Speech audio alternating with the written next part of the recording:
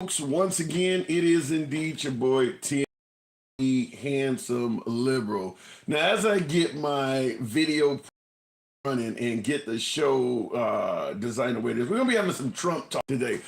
Obviously, today is Super Bowl Sunday, so I wanted to get in here and talk to you folks about a few things before the big game, and we're just going to straight up reference this as Trump talk because there's been a few things in the news over the last 24 hours or so that I want to find out from you folks. Just want to get your take on it because we've talked about the gaffes of President Biden. We've talked about the fact that a large portion of the voting public feels that Joe Biden is too old to make another go at it. And yours truly, I tend to side on that side as well, that we probably should have younger candidates in this race. However, I want to play a couple videos that are actually all over the news right now and get you folks conversation on this, because we often talk about patriotism, whether it's an athlete taking a knee, folks, showing up and forgetting to salute officers and things like that. We talk about the importance of patriotism, but there is something worthy of discussing here. So if you'll bear with me, because it appears that Trump has been mocking the absence of Nikki Haley's spouse. Now, we know Trump can take things any way, fashion, or form. You know how Trump likes to take things off the deep end.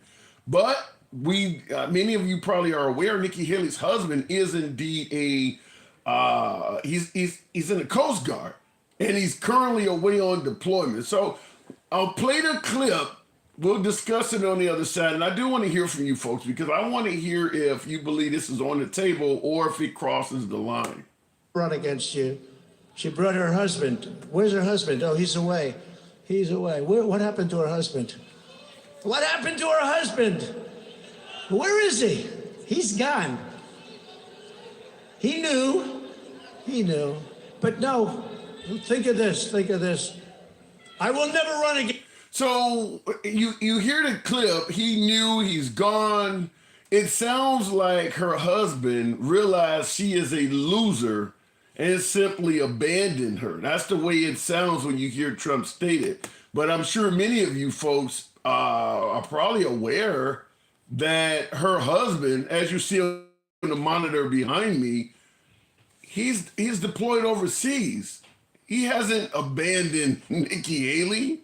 He actually is in the military. I believe he's in the Coast Guard, and he is currently serving overseas on deployment in Africa.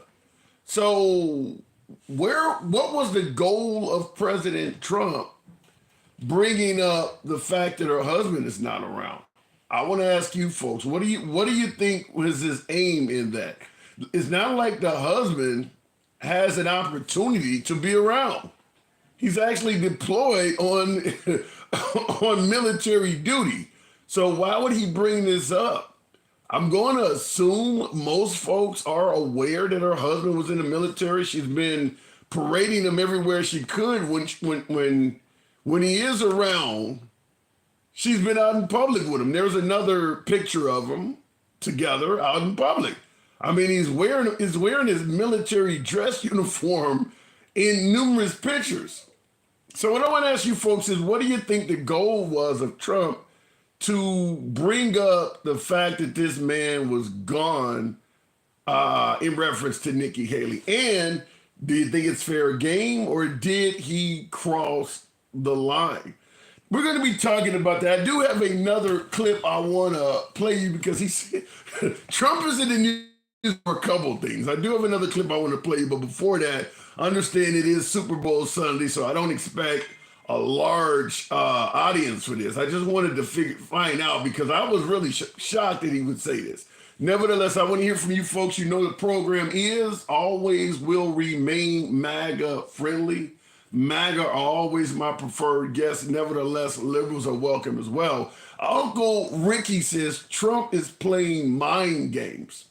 What kind of a mind game involves mocking someone that is deployed overseas? Feel free to elaborate that. But when you say he's playing mind games, what type of game involves mocking an individual that's on deployment as if they're abandoning their wife? By the way, for anyone who wants to know yours truly, who am I rolling with in this game that's coming on this evening? I am certainly riding with Mahomes. My money is on KC, so we'll go ahead and get that out of the way. I am not rolling with the Niners. I get it, but it's been a long time since I was a Niners fan, going back to Steve Young. So I'm going to let you know right off the bat, my money is on KC.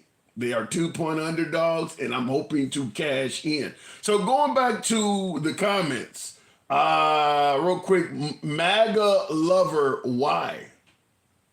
Who's a MAGA lover, and what is the question you're trying to get at? Rod is the greatest, says, how about them Cowboys? I don't think the Cowboys are even worthy of discussion right now. They had a pretty dismal ending to a fairly good season. So how about them Cowboys? There you go. Trump just said that he let NATO countries get involved. And that was the second clip that I want you guys to hear, because Trump made a reference, and this is the fact, many folks give Trump credit for this, that a lot of members of NATO were not financially holding up their end of the bargain. So he talked about, when he was in office, how he sort of encouraged them, for lack of a better word, to step up and do their part financially. Here you go. I came in, I made a speech, and I said, you got to pay up. They asked me that question. One of the presidents of a big country stood up and said, well, sir, if we don't pay and we're attacked by Russia, will you protect us? I said, you didn't pay? You're delinquent? He said, yes, let's say that happened. No, I would not protect you. In fact, I would encourage them to do whatever the hell they want. You got to pay. You got to pay your bills. How many of you folks favor that? Real quick in the comments, how many of you folks think that what he said there is worthy of applause, that he did the right thing, that he let our allies know, if you don't hold up your end of the bargain financially, not only will you not receive military assistance from the United States, we are going to encourage Russia to do whatever the hell they want to do with you. How many of you folks believe that was a good way to make sure other NATO allies held up their financial end of the bargain? Looking in the comments real quick, CFC says he loves Russia. Yikes. Gotta pay his bills. Laughing my ass off, the irony. Yeah, I don't know. I'm just going to say right off the bat, you're either my ally or you're not. If I'm not holding up my end of the bargain, we can break ties for the fact that you believe I'm not doing what I should do financially. But encouraging Russia to attack me, and there's no denying that he said it. I mean, you hear him right there saying, I'm going to tell Russia they can do whatever the hell they want with you. How does that look to nations that consider us as an ally? Does anybody favor that? Going to the box, Duke Vader. Good afternoon. Happy Super Bowl Sunday to you. Go Chiefs. Duke, if the box will let you in, good afternoon. Hey, what's going on? Long time no talk to my whole page taken, but I'm back. Listen. Okay, I'm going to attack the later first. Okay.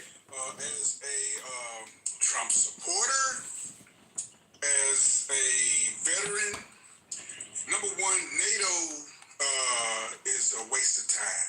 Wow. It was a waste of time. They wasn't holding up. Yes, I served overseas, and if it wasn't for the United States, NATO would be worthless. They could not hold their own without the United States. I know you would like to think NATO is this big, powerful entity, but they're not. Without the United States, they are nobody. And they pay for protection. They pay for protection. Now, at the time, the United States and Russia, they're not enemies. The United States and Russia are not enemies now. Okay, Vladimir Putin, and I watched the interview with Vladimir. He gives viable reasons why he was in the Donbass area of Ukraine. So yeah, the United States are partners in certain that comment. Hold on, that comment that he made. Yeah, the only reason the way they was going to pay up is to put in their mind. Look here, if you do not pay, hey, whatever happens to you happens.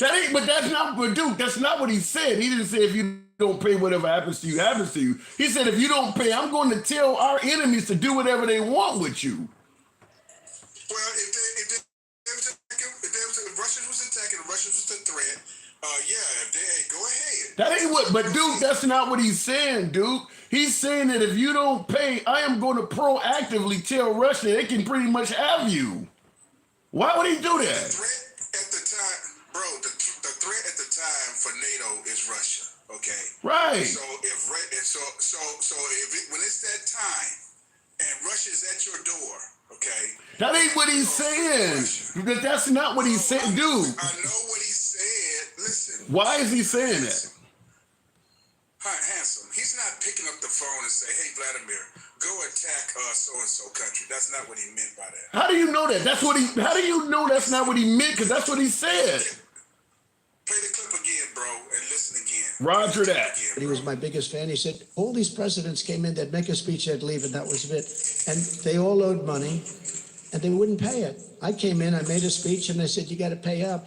They asked me that question. One of the presidents of a big country stood up and said, well, sir, if we don't pay and we're attacked by Russia, will you protect us? I said, you didn't pay?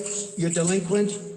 He said, yes, let's say that happened. No, I would not protect you. In fact, I would encourage them to do whatever the hell they want. You got to pay. So why would he proactively encourage them to be violent? Okay, bro. He said if Russia was to attack us. He didn't say that. He didn't say nothing about it. No, bro. He said the question was if the person said he asked Trump if Russia was to attack us. That's what the question was to Trump. If Russia was to attack us. Right? No. Right? Okay, keep going. I don't know what ears you're listening to the. He said he asked Trump if Russia was to attack us and we're delinquent on our payment, would you protect us? Is that the question, right? Okay, fair enough. Then so if so the question is if Russia's on the attack and they haven't paid, well then no, we're not going to. He's right about that. We're not going to protect you. In fact, we're going to encourage what's already being done. Why would? But if I short you on some money, why would you encourage my enemies to do whatever they want? Why not just say I'm not going to help you? Why would you encourage them to do it? This is called a strong arm tactic during the negotiation, bro. Look, if you do not pay up. If you do not pay up, we're going to, whoever you are in fear of, when they on the attack, they are already on the attack. We're going to go ahead and say, go ahead, bro. Take care of y'all business. We do not see nothing. We're not going to help you, okay? That's what it is when you pay for protection. When you pay me for protection and somebody is attacking you and you haven't paid me for protection, I'm going to turn to your enemy to your enemy and say, hey, go ahead on, take care of it. So Duke, that's a part of it. So Duke, are we allies or is this a business deal? With NATO, it's always been a business deal. They pay for protection. Hey, if United States don't protect them, who's protecting them? I think they all protect each other to some degree. It's not just all. Wait, hold on. You make it sound like it's NATO is the United States protecting everybody, and everybody else their only job is giving money. That's not how it works. Name the NATO countries that can protect themselves against Russia. Name them. It's Now, name well, it. it's more than just protecting. For instance, America, the country you're bragging about, would not be as effective if we didn't allow, if they weren't allowing us to have bases on their land and things that help us out tactically. They're giving us surveillance, like right now with what's going on in the Ukraine. Who do you think is taking in all the Ukrainian refugees? It's not us. They are doing things other than just paying money. Ukraine is not part of NATO, for one thing, okay? And we're protecting them, okay, for one thing. I'm going to ask you this question again. Name the NATO countries that can protect themselves against Russia. That's a good question. I don't know if one individual country in NATO could protect themselves against Russia, but I think if the United States were to jump out of NATO and the rest of them banded together, they could cause some hell for Russia. I do believe that.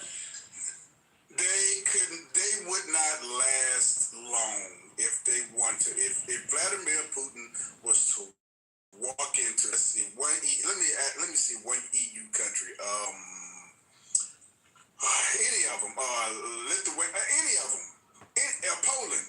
If they was to decide to go into Poland, do you think Poland could withstand the Germany, everybody who has enough weaponry? You think they would hold off the Russian might? Do you think you really think they could? I don't think Poland could take on Russia by themselves. However, what you're talking about, whereas if you don't pay me, I'm gonna encourage people to hurt you and things like that, and you're supporting that.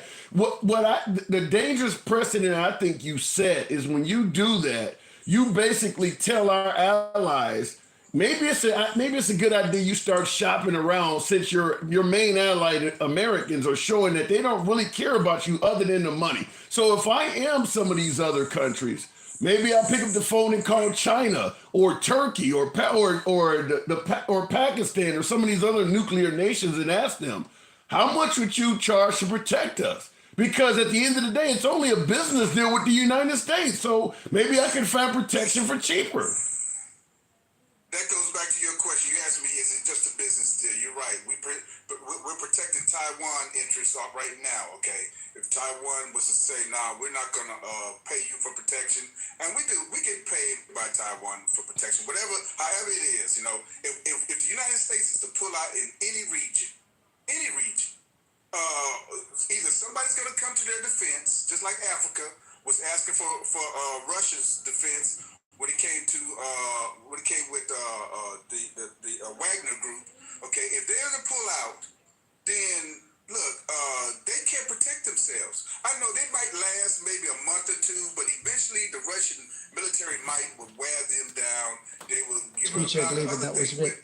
And with they Nikki all Haley. are. Okay, Yeah, but with Nikki Haley. okay, we can go to Nikki Haley, but I think what your support of what Trump said about NATO, if I was a member of NATO and Trump was president and I thought the United States would take that path, because I think a lot of our allies knew once Trump is out of the picture, America's going to go back to the way it used to be. But if I knew there was going to be more the Trump mindset, if I knew there was going to be several more candidates coming down the pipe that was going to think like that, I personally, if I was a smaller nation, I would start looking around at China and some of these other countries and asking them, what would it take to get you to protect us? Because that is a cruel thing to say, where you're going to encourage an enemy to attack someone. Nikki Haley, go. Look, hold on a second. I know y'all like to make Vladimir Putin, who's head of KGB, who was a part of the Soviet Union, who was the head of Russia. I know y'all like to make him the boogeyman, okay? For one thing, Russia is not interested in not one nation in NATO. Not one. What do you mean? Wait. What do you mean when you say... Hold on. When you say y'all like to make Putin a boogeyman, define who y'all is. Because we can go back to Reagan. We can go back to Reagan suggesting the Soviet Union was evil. Who is y'all?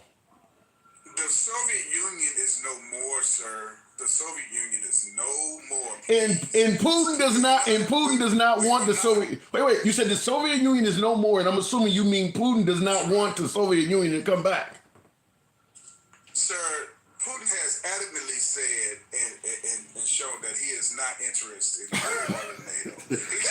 Okay. Wait a minute. Why do you think Vladimir Putin wants any part of Europe or NATO? Why? Why? To strengthen his empire. His empire is our era. Let me say this to you in regards to your comment that Putin said he doesn't want the Soviet. You do realize right before the invasion of the Ukraine, Putin also said he wasn't going to do that too, right? There's a reason why his Russian-speaking people who was loyal to Russia asked, that was coming under attack, why he came to their defense. You do not know the history behind what's going on in the Donbass region. But understand, he's not going after all of Ukraine. He's just coming to protect his people. All right. If you believe that, there's nothing I can say. Give me Nikki Haley. I got to move it on. But what do you think about what he said about Nikki Haley's husband? I don't have to believe that. That's fact. But with Nikki Haley, look, I don't agree with everything that Trump says. Okay, Trump is just stirring up the crowd. Stirring the crowd up. Okay, so hey, look. Was it wrong? Was it wrong? And this is why. And this is why the media loves Trump. The media is sick and tired of boring Biden, who you haven't seen in months, and when he finally gets up there, he mixes up Mexico with another country, trying to say that he's competent. That he's competent. The public is tired of Biden. Biden is boring. So was Trump comment in regards to Nikki Haley's husband? Do you think that was wrong? You said you don't agree with everything he says. Was it wrong? I don't agree with. He's just trying to stir up some mess, Right. He's just trying to demonize Nikki Haley. Hey, it's just like Hillary Clinton, who tried to demonize Obama, or when Biden told everybody that Obama was the first clean, articulate black person that he ever seen. They come up there and say negative stuff against their All right. All the time, man. Come on, that's not nothing new. All right, Duke. Always a pleasure. Good to have you back on. We don't agree on shit, but you're always welcome back. Hey, wait a minute. Before you go, don't say no derogatory stuff when I leave here like you always do. And then I said, well, I don't run with Duke. I think Duke is off the chain. Okay, I heard. What do you? Okay, let me say what I'm gonna say. Let me say what I'm gonna say about you before you leave. Say it down. Say it down.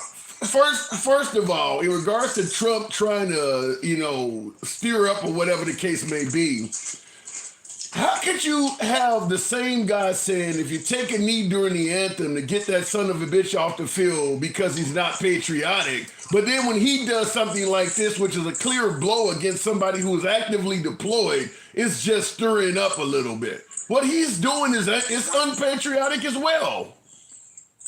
For one thing, it is unpatriotic. That's the same thing Jerry Jones told all his players. He said, look here, if any one of y'all take a knee, y'all ass won't have a job tomorrow. So look, it's unpatriotic. The playing of the American flag, the flying of the planes over the stadium, that's not for the American people. That's for the soldiers. That's paying tribute to the soldiers and service members. That's what that was originally. But you do believe? Do you believe what Trump did was unpatriotic? About Nikki Haley? Yeah. How about my war heroes don't get captured? Was that unpatriotic? Your war heroes don't get captured. You talking about John McCain? Yeah. John McCain was. That's what I asked you. That ain't what he made that statement. No. He was talking about John McCain. John McCain is one. Wait. John McCain is one guy. The word "my war heroes" is plural. What the hell did that mean? Yeah, you're right. He did say that, but he was referencing to John McCain. Okay. Wait. All right. You're making excuses. If you're referencing one guy, you don't use a plural word. No, sir. We as veterans didn't take that as plural. No, we didn't talk about all war heroes. We're not talking about those who are captured right now in several countries. How about this? For one thing, since you're on prison, and overseas, okay? That's what I need to see. That's what I need to see right there. All right, I do gotta go. Appreciate you coming in. All right. See you later. All right, you too. All right, thanks. Moving on. Now, as you say, I'm going to continue the program on, but yeah, I think that if in regards to him referencing my war heroes don't get caught, it's hard to suggest he was only talking about John McCain because the word is plural. The word is plural. So clearly he's talking about people like John McCain are not his hero. My war heroes don't get captured. And by the way, I haven't served, but people who did made it clear that that was a reference to POW. So look it in the comments. I'll be in his house with a robot. I don't quite get that. Imagine they dump stuff in charge of. In the comments, I'll go right back to the box. Your guess, no, I don't know what Biden has in store for the Middle East either. If he tried to enlist in the military with that rhetoric, yeah, like I said, in regards to patriotism, and I'll keep the program moving after this last comment, because he was suggesting that, taking a knee during the anthem is unpatriotic. Look, I'm no fan of, taking a knee or, bashing the anthem or whatever the case may be. However, I will say this. During the time that stuff was happening, the number one complaint was I don't go to see games to see politics. In other words, this is not the place to protest, which is what they're telling Colin Kaepernick, because we came to see a game. We didn't come here to see you protest. My pushback is, if you come to see a game, did you come to be a patriot? Did you come to honor soldiers wounded in combat? Did you come to see a military air show? Because all that's at the game as well. So the idea that you only came to see football and you didn't come to see the antics of Colin Kaepernick is a lie. They're doing all kinds of things at those games that have nothing to do with the game. And no one was complaining until Colin Kaepernick did something they didn't like. But you get soldiers that are honored at football games. They honor memorials. You got jets flying over the field. There's a ton of military presence at football games. You don't go to see a football game to be patriotic. So you can't complain, well, I didn't come to see this. And well, there you go. Also, as a citizen in a free country, appreciate the hat and mustache. A citizen in a free country, one of your biggest complaints should be against anyone that tries to force you to be patriotic. Like what my last caller was saying, taking a knee during the anthem is unpatriotic.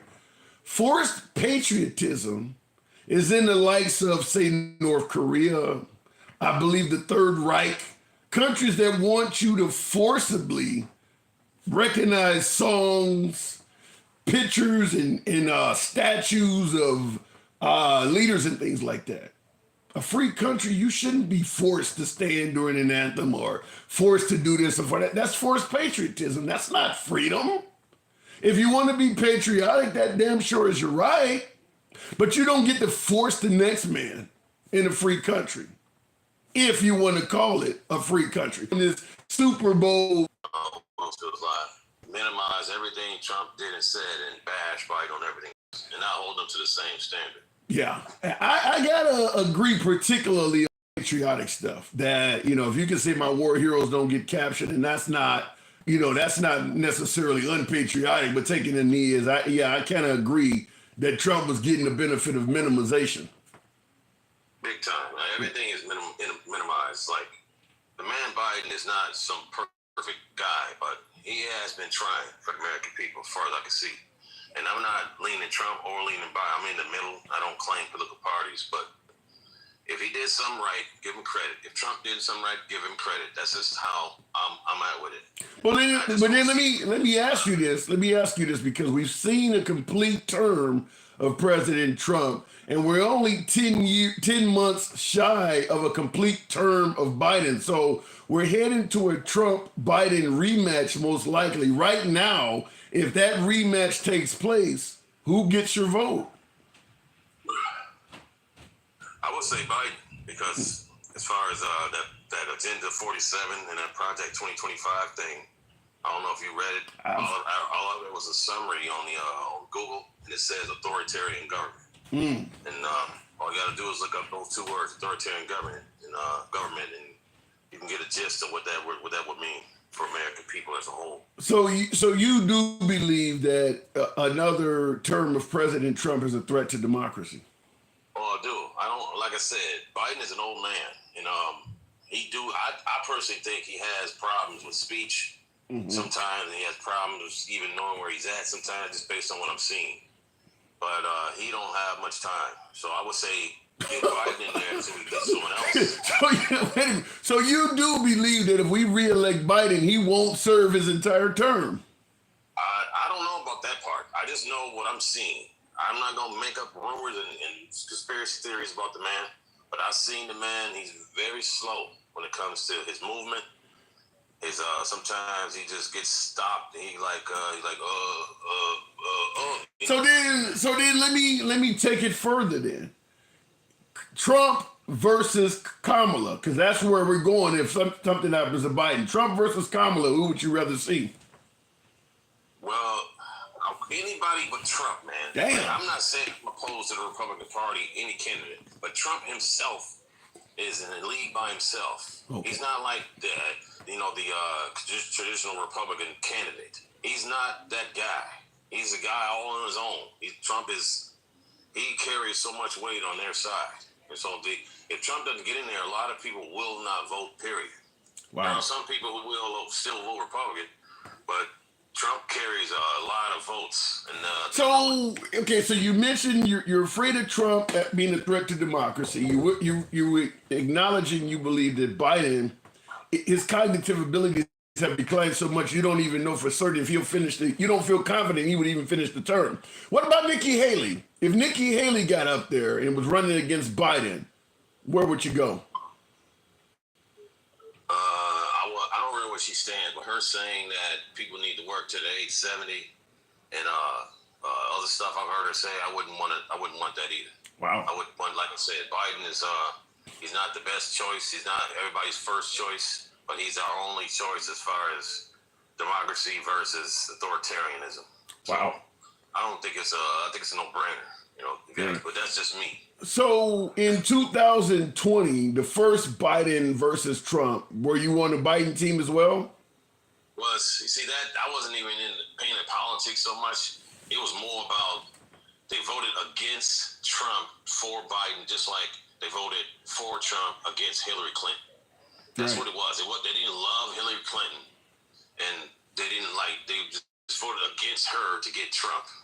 And that's what they did with Biden. They voted against Trump to get Biden. Okay. It wasn't like they in love with Biden. Right. They just didn't want Trump in there. So if Trump gets in there, I get that you believe he's a threat to democracy, but what about the border, the economy? Do you think it could be better on those areas? What do you mean, if Trump got in there? Yeah, if Trump was president, do you think the border, the issues we have at the border right now, do you think they would improve at all? No. I think that everything that has been said on the right mostly is all talk. It's right. always fear-mongering. The border has been an issue for decades. People have always come to America seeking for a better life. They do have criminals that come here.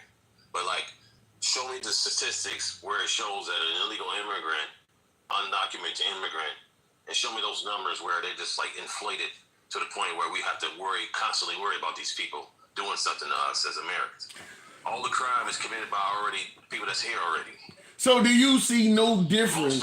So do you see no difference in how the border was being managed under Trump versus Biden? You don't think either one was better or any worse? Not really. Not really. I mean, you had coronavirus, then you had the border. Well, naturally, a lot of people didn't want to come here because we had that virus everywhere. So naturally, you're going to see, a decrease in the amount of people coming here. But then as soon as that was lifted and then the country opened up, and it increased the system. Okay, There's so always people that's going to come here, What about the fact that there were nowhere near as many global conflicts under Trump than there are under Biden? Well, see, I'm not really familiar about that part of it, but from what I've heard on the oil spills live is that there were conflicts under Trump. People just didn't really pay attention to it. It's always, the U.S. is always putting our business in someone else's business, always. That I agree with. What about the economy? Gas. What about the economy? Inflation, gas prices. No difference between Biden and Trump. Well, 3 years ago, you had like a lot of inflation, but since then, the price of gas, price of eggs has gone down. So all you heard was a lot of complaints about how much stuff costs. Stuff still costs a lot, but there's inflation. Inflation happens no matter who's the president. So You got it kind of sounds like at the end of the day, you believe a lot of the information coming from the right side of the aisle is mostly fear mongering to some degree, or just inflated rhetoric. well, that's exactly what it is. It's fear mongering. Like, tell me why there's hardly no talk about the Canadian border, but they're coming here too. Tell me why you don't hear talk about illegal immigrants who are Asian, because they're here too, or anybody else who's not from South America. All you hear is South America. Why do you Mexico, Guatemala. why do you think that is? Why do you think that is, where there is so much more talk about the southern border than the Canadian border? The complexion of these people. It's clear. It's a complexion. Oh. They had the right complexion and it wouldn't be no issue. So you believe that even if the same thing was happening at the southern border, but the people coming across were white, you don't think the complaints would be anywhere strong? I think that if you reverse those roles, and even if the complexion was different, even if you had higher crime coming from the Canadian border, it wouldn't get focused on nearly as much. It gets a magnifying glass when a person is colored. And when you're a certain color, it's emphasized, it's magnified, it's blown up. So, like I said, show me the stats where you show where all these undocumented immigrants who are committing these crimes to the point where we need to be so scared of them. but you made it, when we first started talking, you made it sound like I'm not really, anti-Trump or pro-Biden. I think Biden's too old and things like that. But now you're starting to paint things as if Trump or the Republican side of the aisle are racist. Am I hearing that right? It almost sounds like you're saying that side of the. I'm only like I see it, man. If I didn't see that, I wouldn't say it. I'm not into conspiracy theories or my feelings. It's all about what I'm seeing as what we're seeing before our eyes. Give me some other than the border. Give me some examples of what makes you think the Republican Party is racist or Trump is racist. The party itself. Look at the diversity in the party itself. You go to the Senate, you go to the Congress. How many people of color are even in the party? No love for Tim Scott. Tim Scott is a token. He was a token. He ran, and you know that he ran. And then they say, "Oh yeah, you're a good one. You're one of the good ones. We'll accept you." But then he had no chance of winning. That's why he dropped. Wow. Okay. Everybody knew Trump was the man, and a lot of people like Nikki Haley too. But Trump was the man over there. Period. Yeah. So it wasn't. And that was it. And all they know it. They all know it. Wow. So if you feel that type of intolerance is on the Republican side of the aisle, I'm going to assume you're not likely to vote Republican anytime soon. Well, no. Okay, I was looking up a bill, the PACT Act, and like I said, I looked up the roll call, which was the vote count between Democrats and Republicans. I saw 186 Democrats vote for that bill, and I saw all the other Republicans voted against it. You had a few that didn't vote, but when I looked at the bill itself, it was for veterans who are exposed to Agent Orange and other toxic chemicals. Okay. So it will just help them. Why on earth, you as an American citizen, voting against something that will help veterans? Wow. But you look at the roll call bill yourself, you'll see that out of 200 votes. But then I have to push back. This is the last question before I move on, but I have to push back. Trump is suggesting that he did more for blacks than any other president. Why would he say? How could he be racist and say that? Well, he can say that. But I'm glad, and I haven't seen it. You can't give the man credit.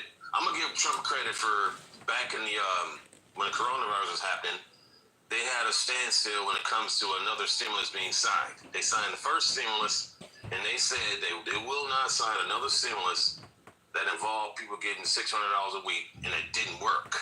A lot of these people got that money. They have no work history. So they was in a standstill for a while. So all they got was the state money and not the federal money. But Trump actually, took money from the FEMA fund and he actually gave it to American citizens. And it was like a lump sum of $1,800. Okay, so he did. But at the end of the That was good. okay. But at the end of the day, as a black man, you don't buy into the notion that Trump did more for black people. Well, like I said, I would like to see it because I haven't felt that myself personally. That's just me. But like you ask other black folk, you can ask them. I mean, I haven't felt it myself. I just know, based on the history, that Republicans vote against the people. They're for big business. Now, both sides, they're politicians. Right. So they have their best interests at heart already, naturally. True. So it's like that's just a given. There is no perfect person, so therefore there is no perfect candidate that exists. So you have to come to a agreement like, which side is better for my best interest and my family best interest that I should vote for. Vote for policy. So vote for you. You're basically saying a lesser of two evils. All right, Noah, appreciate you coming through. Spirited debate.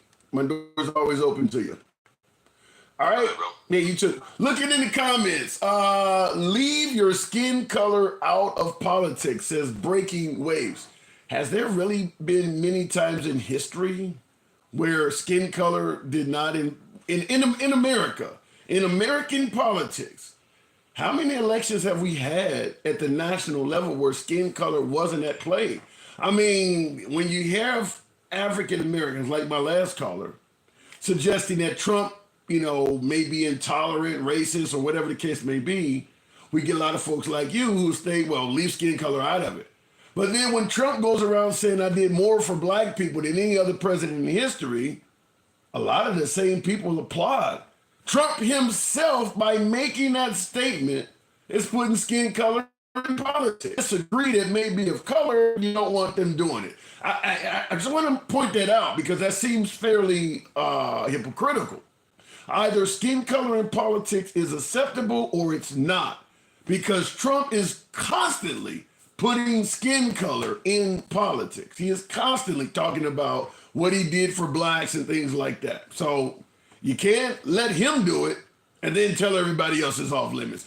Okay, going back to the boxing, by the way, in the comments, Amanda says, did Biden do it? I think every president has done it, which is why I immediately responded and asked, when has skin color not been involved in U.S. politics? I think all of the politicians, particularly since African Americans got the right to vote, they've all been towing the line about blacks this or blacks that, or Negroes this or Negroes that. I mean, certainly in the Martin Luther King era, it made a difference. So yeah, I don't, get skin color out of politics. I would push back immediately and say, we're not there yet. We haven't reached that yet.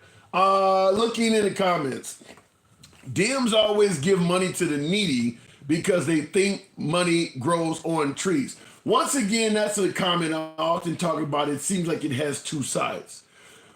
Dems vote that way because they want free shit. You hear that all the time when you're talking to folks on the right. We're part of your self-reliance, pull yourself up by your bootstraps. I grew up from nothing. I didn't ask nobody for help, and now I'm doing okay. I got a successful small, but you often hear on the right. But then the moment money starts being donated to the Ukraine, Israel, you hear the same folks saying, well, why don't you take care of Americans first? That money could go a long ways helping out people in this country. Pull yourself up by your bootstraps is not about helping out people. If you're about self-reliance, then that means it doesn't matter if we have the money or not. You're not going to help out people in this country. And we could easily go back to a host of programs, from free lunch in schools to Obamacare to tuition forgiveness to unemployment extension. Folks on the right are not about helping out people in the country. You should pull yourself up by your bootstraps without the help from anybody else. So why is this help, bring the money back from the Ukraine and take care of Americans? Why is that coming up? Why is that coming up when there are so many programs? I just gave you a few right there alone that would have predominantly went to helping out Americans that folks on the right were against. Universal health care, for instance, the Affordable Health Care Act, Obamacare. The folks on the right were vehemently against that. That program would help out Americans. You're giving health care to Americans. There was no money going to the Ukraine at that time. The money was here, and they didn't want to do it. So when we say stop giving money to the Ukraine, bring it back and help out Americans, I can give you a time of recent memory where the money was here and we wasn't doing it anyway. Going back to the box. Tap the screen, by the way, folks. Get your boy up to 30,000. Maybe a little difficult, only 200 in, but definitely tap the screen, helps out the algorithm. We'll go straight to Wing Ding King. Okay, fair enough. So we're talking about Permit number. Anderson's ding dong when they Wing Ding King. Are you there? Hey, What's going on, you bro? got a loud background. Can you hear me? How's it going? It's going good. So we're asking a couple questions. Nikki Haley's husband is out on deployment, and Trump made it seem like he just abandoned his wife. Do you see any issue with what Trump is saying, or is that just fair game? And I'll give you, before you answer that, I'll play the clip. Lifetime, which is actually quite a bit now. The greatest president in my lifetime, she said. I will never run against him. He's away. What happened to her husband? What happened to her husband? Where is he? He's gone. Now, he's out on deployment in Africa. He's enlisted in the Coast Guard. Do you see that as fair game in politics, or do you see that as crossing the line? Of course he crossed the line, man. It's no two-way street on that, man. That's just one-way street. He's being disingenuous. He's being disrespectful to her. No doubt about it. Why do you The husband, like you said, why do you think there's so few folks criticizing Trump on the right in the manner you are? Most folks on the right don't see the problem with it. man. And he realized that the most loyal people to him are the uneducated people. So to speak negative, to constantly bring forth insults, nothing but jokes, and treating people with no respect, they love that. You know, he generates extra hate with that. Wow. That's why the country is so divided right now. So you see the division in this country primarily as How could a person that's both start that? what do you mean? He's white and black. I don't think anybody views Obama as white, though. I get your point. He's biracial. For the birthers, Yeah. the Tea Party, Well, Trump himself was a birther. exactly. The Tea Party started. That's when the racist rhetoric started to turn up even more. So them. Now you two, just like my. Republican Party.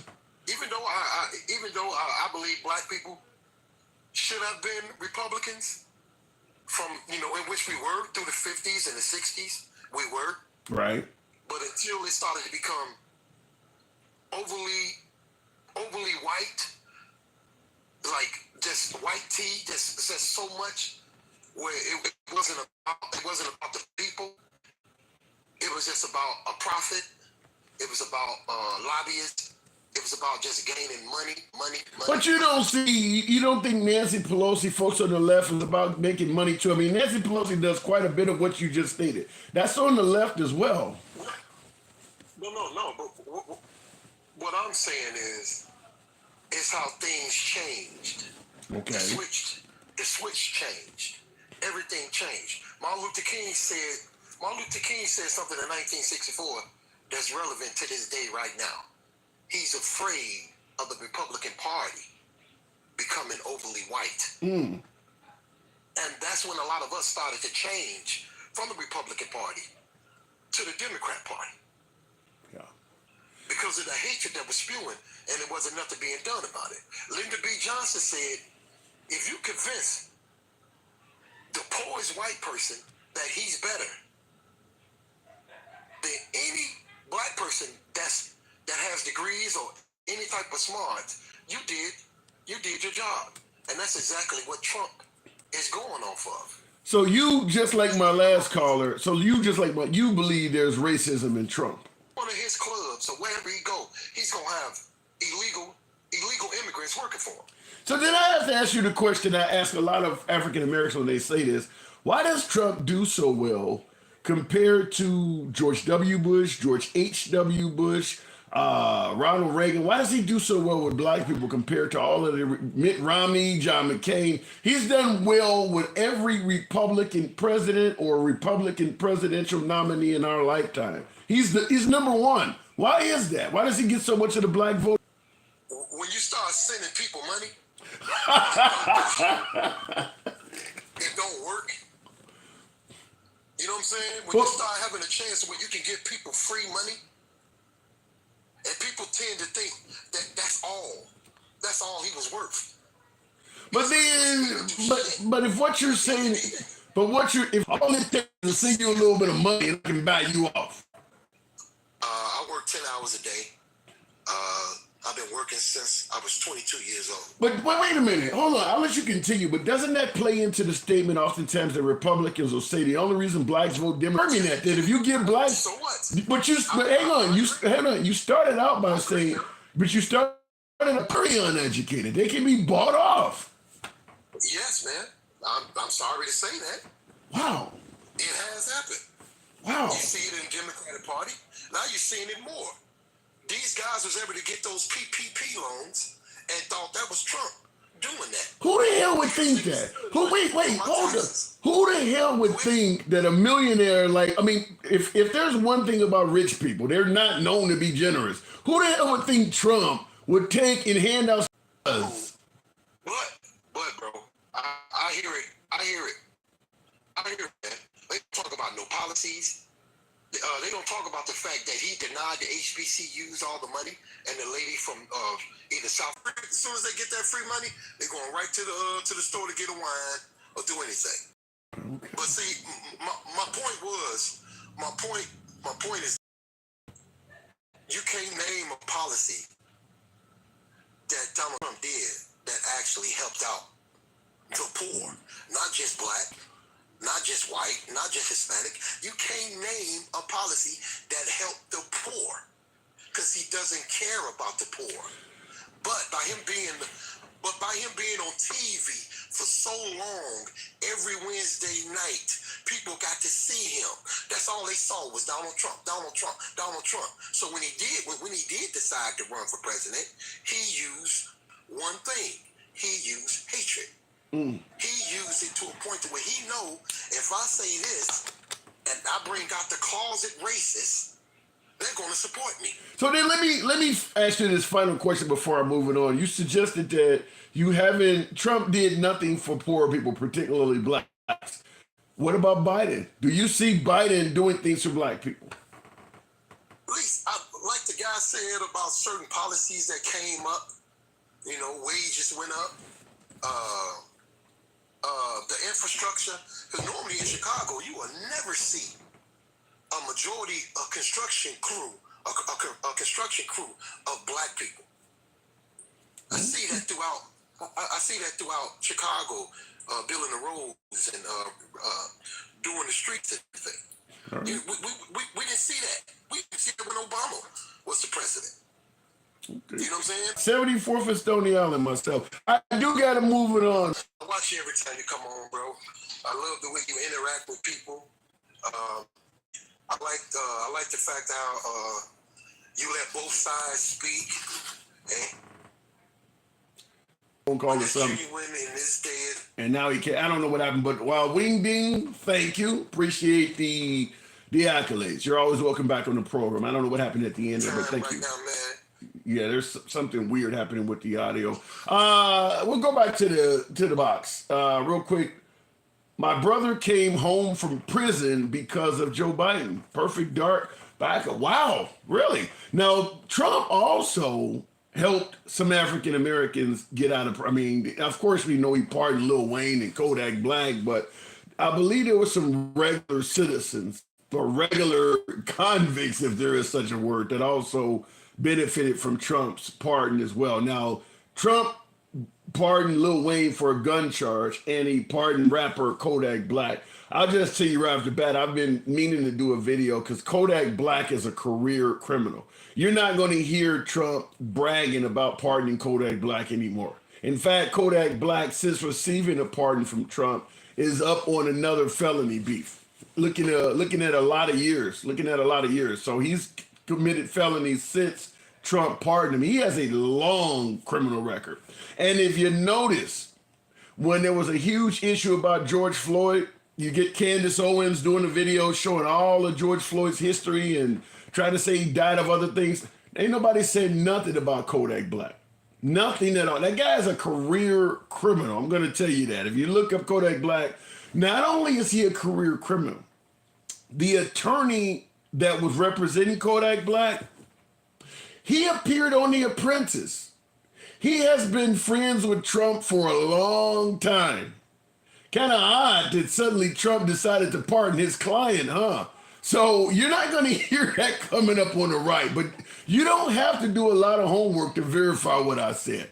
But Kodak Black is a career criminal, which is why you don't have Trump going from state to state in his rallies bragging about what he did for African Americans and using Kodak Black.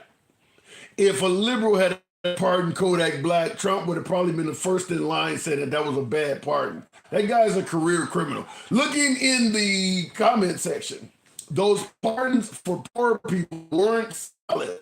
The stipulations put them right back in jail. How so? I'd like to hear that. How there was a pardon with stipulations that put them right back in jail. I'd like to hear you elaborate on that. Now, we know when you get out, they hold so much shit over your head. For some people, it's almost impossible to stay clean because they do make it hard. You can't live with felons, certain family members you can't be around, whole industry. It's hard to survive. But I'd be curious to know what you're referencing. Going back to me glitching. I don't know what's going on here, but I might be glitching. But Trucker, good afternoon. Good afternoon, man. Hey. Thanks for having me on. How are you today? I'm doing good. It's Sunday, man. Hell yeah. You already know who I got, baby. KC is in the house. Got my money on. That's right, me too. My homie better pull it through, man. My dad's a 49ers fan, and I said, man, Dad, you're going down. You and your sham team going down. 2-point underdogs, though, so that ain't much. But they are two. I got on DraftKings. I put a C note down on KC. We'll see what happens. But in regards to today's show, Trump, in regards to Nikki Haley's husband, how do you feel about that? He's out of line. He's so far out of line, you couldn't draw a box around him. Now, are you're a Trump supporter, right? The first time when he was running against Hillary, I was young. That was the first time I was able to vote. I thought it was genuine of him to admit that he uses the tax loopholes that she allows back when she was in Congress. I thought that was, that was straight up. But it seems like every day I hear, I can see something else. It just, like I said, was it yesterday or the day before on your show? He's doing too much. And it's interesting you pointed to him being honest and admitting he used the tax loopholes because he was going to drain the swamp and he didn't fix any of those loopholes. They still exist. Right. So, yeah, they're still there for him, for Hillary, for all their donors, for everybody that makes over, I don't know, $250,000 a year. They're right there in their face. Here. Wow. Don't pay any taxes. We'll put it on everybody else. So, but Trump suggested that he was going to drain the swamp. He was getting rid of the elites. Do you see Trump as different from the elites, or is he one of them? I think he's one of them, but he's outside their main circle. Obviously, he's a threat to them and what they want to have going on by way of his actions and what he could do. But if he's a threat to them, how is he a threat to them, and who would he propel forward? In other words, if I'm a threat to this group, what group benefits by putting me in there? Because you said he's elite, he's just outside of their circle. Right. I mean, I don't know all the details, but just from what I can observe, his father was a big shot. Yeah. He came over here. He built a very large legacy. Trump may or may not have inherited a little bit or a lot of it from his father. He has a legacy. He's a very big name everywhere. Right. He definitely inherited. He definitely inherited quite a bit. I mean, he admits his dad gave him $1 million loan, but I think if Trump had been so self-reliant that he had a wealthy dad that passed away and didn't leave him a penny, I think he would be using that as a bragging point. He's not saying that because his dad left him some money. Right, absolutely. Yeah. So you admit he crossed the line with the statement about Nikki Haley's husband. What about the part of suggesting that if members of NATO do not meet their financial obligations, he would encourage Russia to attack them? I feel like he was out of line for the last part of that statement. Nowhere should he encourage somebody to go attack somebody that we are in an alliance with because they can't financially meet their obligations. Yeah. That part should have never been said. Now, should there have been a behind closed door meeting like, hey, let's get this figured out. You guys have to become concurrent and up to date on your financial obligations. Yeah. Or maybe there's going to be a possibility that we can't help you out in the event something goes down. Yeah, and I think that is not so public. Yeah, I was going to say the same thing. I think the way you're saying it is saying it with tact. You could everything that Trump said he said. You could say that privately to encourage folks to meet their financial obligations without going on the world stage and bragging about it. That you kind of threaten them like that. I do believe, and that's where the issue is. You don't even if he said that stuff. If he said it privately, first of all, he would have plausible deniability. But second of all, it does look, it looks tasteless when you go around the country bragging about it. Yeah. Yeah. I mean, it's we as a member of NATO, we also have an obligation, just as all these other countries. Right. There's no denying that we all have an obligation to the organization and to each other and to ourselves. But, you don't need to put people on blast like that, and then say, hey, we're going to encourage this if you don't. I don't know if it was your last guest or the last one. That's strong arm. That's too much. Come on, man. Yeah, well, and I did have a guest on here. I think it was Duke that was totally supportive of what Trump said. And I agree with you when you use the word strong arm. It almost sounds like the mob when they tell you, "I want 10% of your profits, otherwise I'd hate to see this place burn down" or something like that. It sounds like that. Right. I mean, well, going to that statement, the mob is a little bit more. That's acceptable. They're not saying we're gonna burn your place down. Just would be ashamed if something did happen. Yeah. Yeah. Well, Trump said he would actually encourage. Right there. Yeah, Trump said he would actually encourage Russia to do it. Right. Yeah. And so, and then that gets to the point. Oh, you're so great with Russia, you can encourage them. Hey, the enemy of my enemy is my friend, type of deal. Wow. Yeah. Like I know these people. They're weak right now. Go ahead, do your thing. Now, how far into bed with Russia you got to be? Yeah, but at the same time, when we're having this conversation, you did admit when it was Trump versus Hillary, you voted for Trump, right? Yeah, I sure did. Now, let me ask you this. You can answer it any way you want. Do you regret that vote? In other words, if Hillary Clinton had been the president, do you see 4 years of Hillary as being worse than 4 years of Trump? As far as what I know now, being a little bit more mature and a little bit more knowledge of politics, I can't really. They were both pretty bad options. Okay. Pretty horrible, I feel. No, the day when I think it was 2016, I strongly felt that Hillary and both Clintons were purely evil people. Wow. So in regards, well, we've seen, but we've seen 8 years of Bill Clinton. I will ask you this: in regards to believing that Hillary and her husband were evil, do you see? Because a couple of my last callers were saying they see Trump as a threat to democracy. You don't see him as a threat to democracy, do you?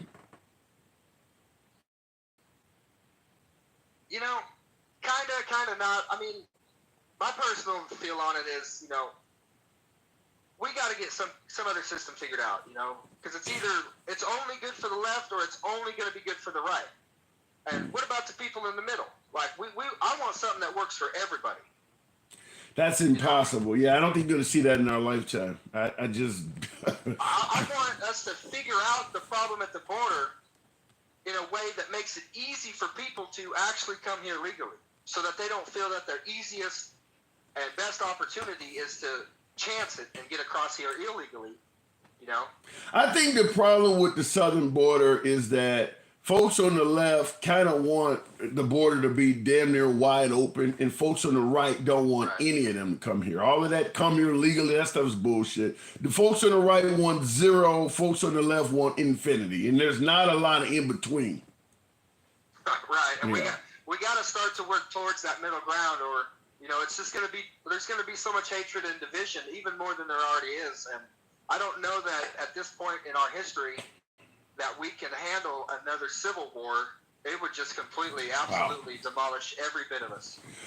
Let me just ask that real quick before I move it on. If we had a civil war in this country, last time North versus South, what would be the teams this time?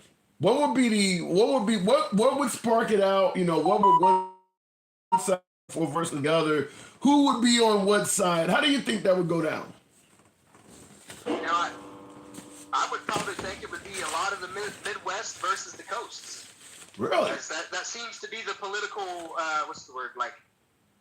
diversification, It seems like the coastlines, the East and West coasts, are more democratic. Wait, hold on. You think that Florida, South Carolina, North Carolina would be on the same team as California, Oregon, and Washington?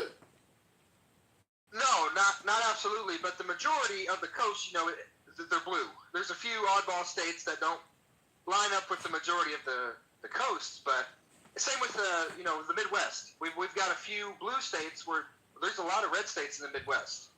Well, right off the bat, in regards to the coast, it's mostly the New England states. Once you get past Virginia, there's not much more blue on the coast coming. I mean, that's it. I mean, Georgia's turning purple, but I don't know if I would agree with you that the East Coast is mostly blue. There's a lot of red on the East Coast. Yeah, you're probably right. As a trucker, I haven't spent much time in Florida or the southern East Coast, but I have spent a lot of time in Baltimore, New York, Maine, And from experience. But let's take your statement, the coast versus the Midwest. What do you think it would be the battle over? What does the coast want that the Midwest disagrees with? What are they battling over? It probably have to be what the fight is today. Trump is saying, we got to drain the swamp, so to say, and Biden's saying, he's a threat to democracy. I don't think we can say we have, MAGA extreme liberals either. Everybody wants to say what they want to say, but they don't want to listen to what everybody else has to say, or the other side. So let me ask you this: if Trump doesn't get reelected, does the chance of a civil war go away? I think it slightly diminishes. I think he does bring with him a lot of division and a lot of pot stirring. I think he likes to be the guy up top of his little video game set saying, hey, I'm going to put this there, and that's going to start a fight. Wow. So it's mainly... Puppet master. So, puppet master, yikes. All right, fair enough. So you, it's safe to assume you definitely believe Trump should not be president again. Absolutely. I wish wholeheartedly they would give us another choice instead of front-running Trump. Wow. All right. Appreciate you coming on. I got to move it on. Thanks, you. Man. Be safe. Enjoy the game today. Go Chiefs. Go Chiefs. That's right. All right. Fair enough. Moving it on. Looking in the box. Going straight to is Super Bowl Sunday, so I don't expect a lot of you folks to come through, but once again, held to the Chiefs. Army vet, good afternoon. Welcome to the program. I'm trying to get this shit going here. What does that say? POTUS, drain the swamp is a hoax. No POTUS can fire or remove elected opposing politicians. I agree with that 100%, but I will say this. Even though the president can't do it all by himself, Trump has removed more anchors, power, folks who were literally anchored in Washington that had no chance of ever being kicked out than anybody else. Liz Cheney, for instance, that's an anchor.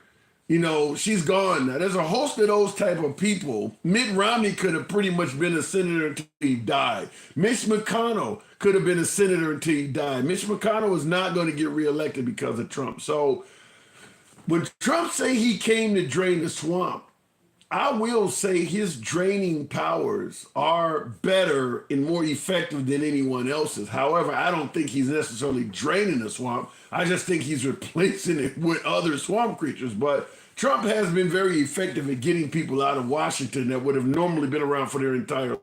Army vet, good afternoon. Army vet, are you there? Okay, we'll give it a second. How did he drain anything? Well, he drained it by making the people look like shit and leading voters to vote out people who normally would have kept winning. Like I mentioned, Mitch McConnell, senator of Kentucky, that guy was never going to leave Washington. Never. Just like you see with Ruth Bader Ginsburg, or you see with Joe Biden, for instance, people who are probably getting too old to be there and they just want the power forever. Senator Dianne Feinstein. Trump has made it so, at least on his side of the aisle, his people are now willing to get rid of their own if Trump feels they shouldn't be there. So nobody else can do that. I don't think Barack Obama, and I'm using him because he's far more favored among Democrats than Joe Biden. Or I don't think Bill Clinton could have did it. And Bill Clinton also is more favored among Democrats than Joe Biden. I don't think either one of them could have had liberals vote against other longtime liberal politicians the way Trump can get Republicans to vote against other longtime respected Republican politicians. Jeb Bush and the Bush family would have been highly respected in Republican politics until they all died. Trump, for the most part, destroyed the Bush's name, destroyed the McCains, the Romneys, the Cheneys. I don't think the Democrat Party has anybody that powerful. So when I say that he drained the swamp, I don't necessarily see those folks as swamp creatures, but I'm saying that Trump does have the ability to drain people. Going back to the box, I don't know what happened with my last guest.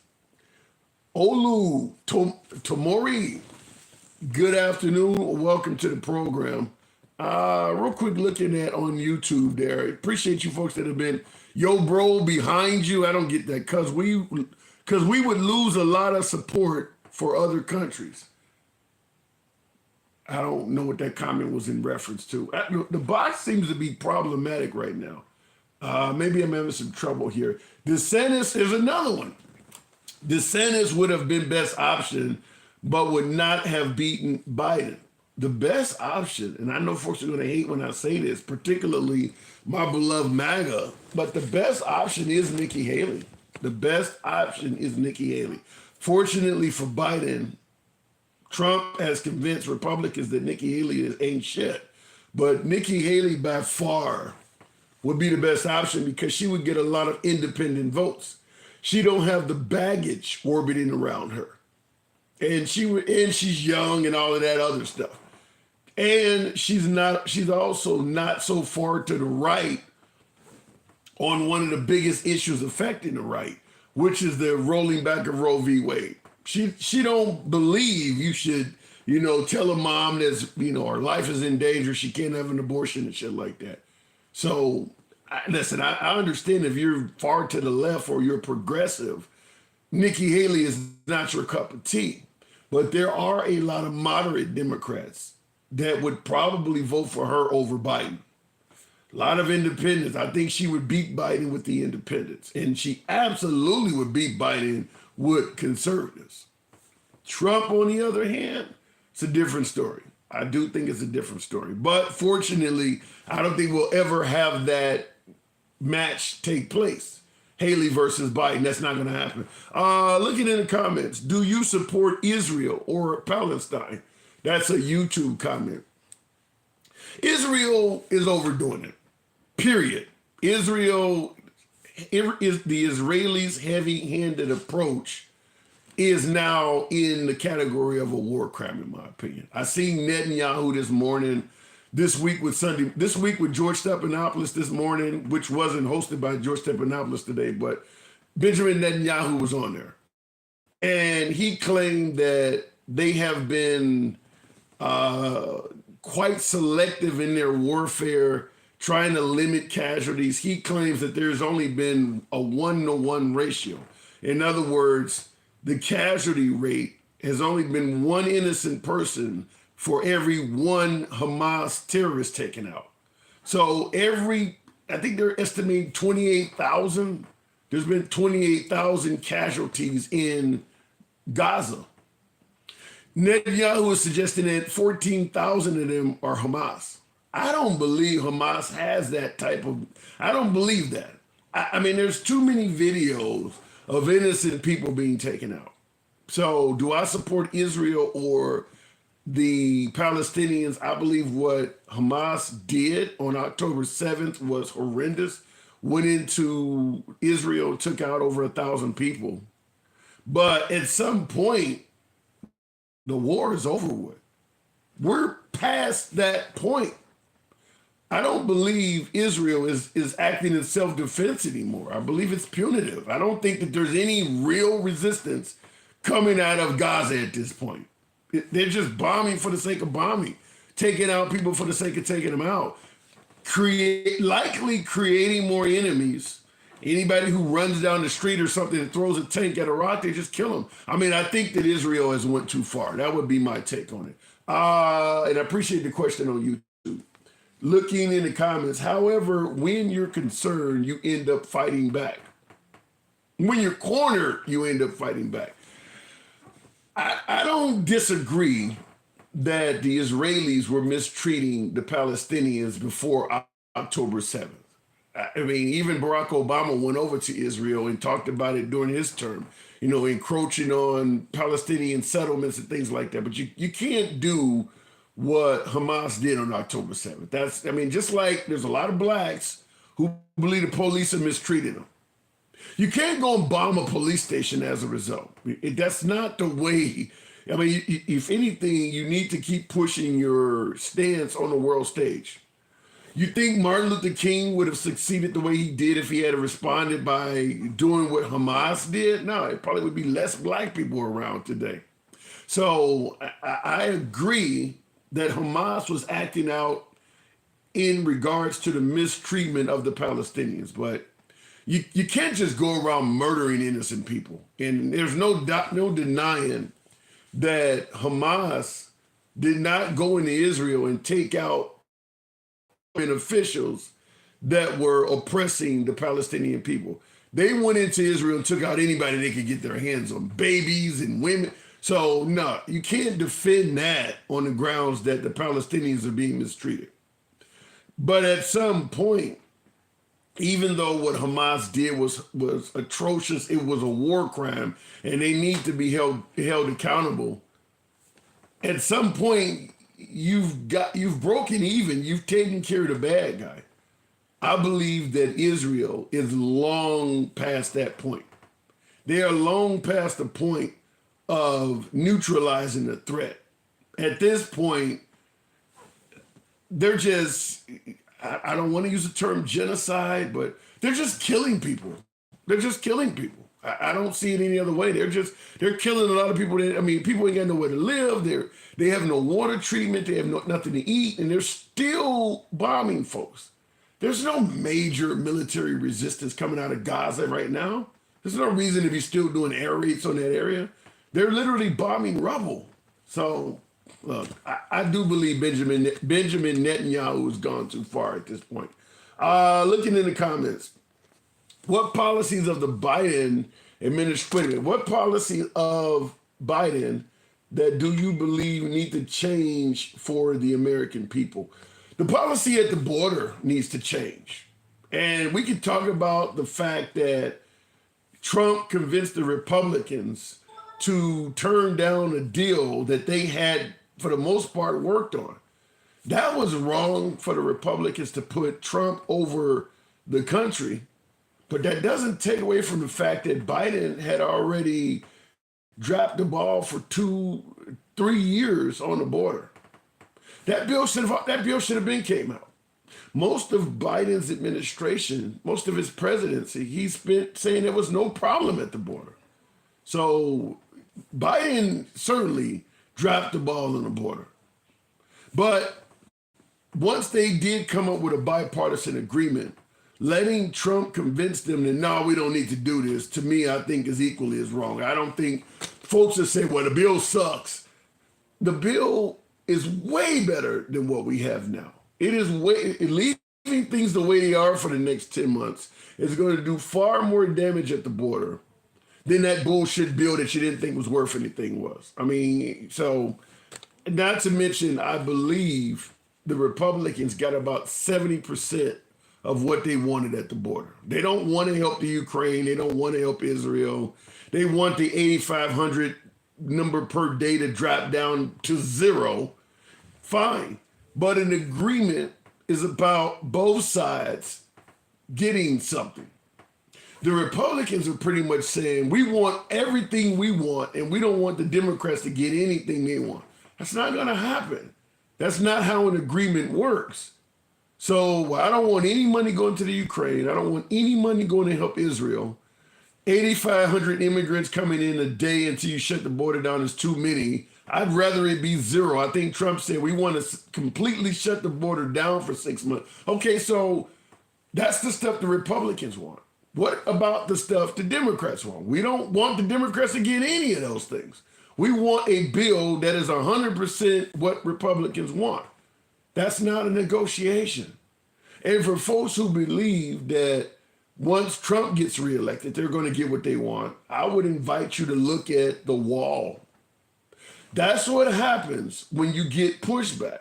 You think Trump is going to get in there and get 100% when Congress or the Senate or maybe even both might be Democratic? He's not.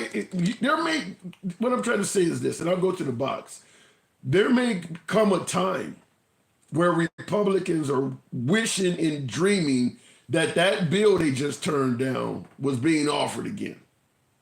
Because even if Trump gets elected, if he does not have control of the House and Senate, he's not going to get all of that stuff in there. That's why he couldn't get the wall. So he's not going to get, you can't do it all by executive action. This was an act of Congress they were about to get. You know how hard it is to get an act of Congress? So it's a big deal that they turned that down. And like I said, I do believe that could come back to bite the Republicans. Looking in the comments, Israel has been getting support for a long time already. Yeah, but the difference is MAGA is all about America first. So MAGA is not a fan of sending money to any of our allies. So the whole method of operation for the United States would change in a MAGA-friendly America. All that stuff would go away. Looking in the comments, we want politicians who are truly representing the people who voted them in, not the lobbyists. You're never going to get that. You know, do you think right now, with these Republican states banning abortion completely, do you think they're representing the people? You see what happens even in deep red states when abortion is put up for a vote? It doesn't go the way the Republicans want it to go. Ohio with its strict abortion laws, put it up for a vote, and the people voted it out. And that's a red state. The politicians of Ohio, trying to go around the will of the people, tried to find loopholes to keep the abortion laws in place. So you're not going to get politicians who truly represent the people, no matter which party you put in office. Is it the majority of the people? Well, I don't even think the strict abortion laws represent the majority of the people. I don't think anybody is hardly in favor of some of those really, really strict abortion laws. And I'll tell you this, if Trump gets reelected and does what he's promised, the largest deportation in U.S. history, you realize how draconian that's going to be, it's probably going to look like the 1930s Germany when they were rounding up people. A lot of those folks at that point are going to have a lot of friends in America. Some may even have children on the way. And now you got folks, you're taking my dad or you're taking my mom, and the response, well, you should have came here legally.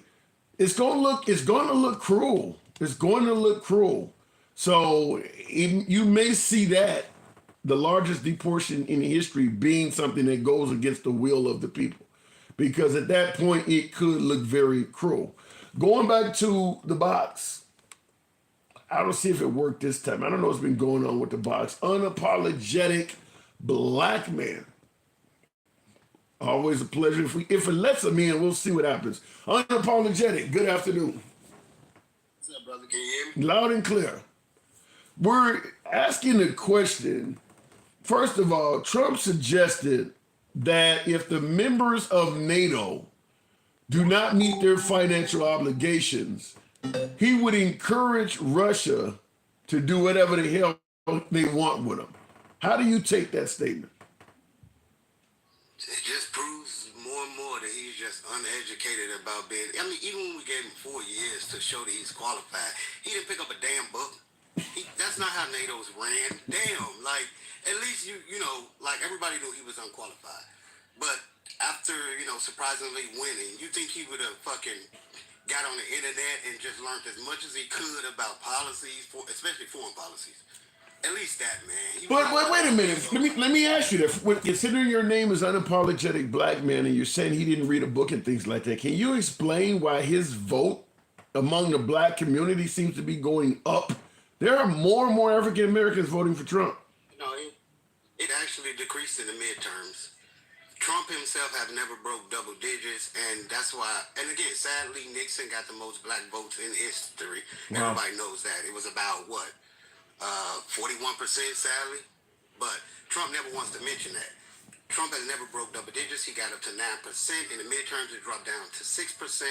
And if you guys want to keep ignoring that, I think about 7 to 8 million people turned 18 between the last vote.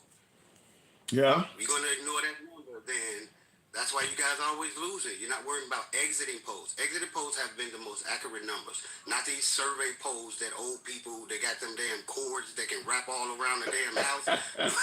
Them the only people that take them surveys with the 20-foot cords, you know what I mean? They still got dial rotary phones. Like, those type of people take those surveys. But, yeah, no shit. But I've taken them, and I don't have those cords. I take a lot of surveys. But let me ask you this. Do you think the young folks, assuming Taylor Swift doesn't get involved in it, do you think the young folks can be energized to actually go out and become voters? I mean, even if we only get half of them, they're still going to increase the numbers of last vote, won by 7 million. Even if only half of them come out, still should win by, 5 million and at least, I'm going to say 40, 50,000, no less in the swing states this year. Okay. At least. I mean, if people don't want to go off of those numbers, that's fine. But exiting polls show that the young voters increasingly have been coming out lately and voting for liberal. So if they want to ignore that, then let me present it to you. So now we're clearly speculating here, but let me ask you this: with a scale of 1 to 10, how likely do you think Biden will defeat Trump if it's a rematch? 7. 70% chance. So you do have some concerns there. 70.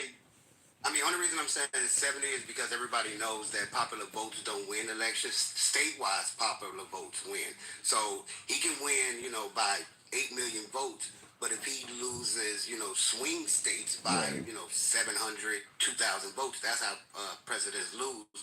But with with the young kids turning 18, like 7 million of them, and conservatives on a daily basis get on the news and they bash the young voters, like, it's just like you say with immigrants. If they do become citizens, I'm not voting for a Republican who busts me in 10-degree weather with my baby and a bus field. I'm not voting for you guys.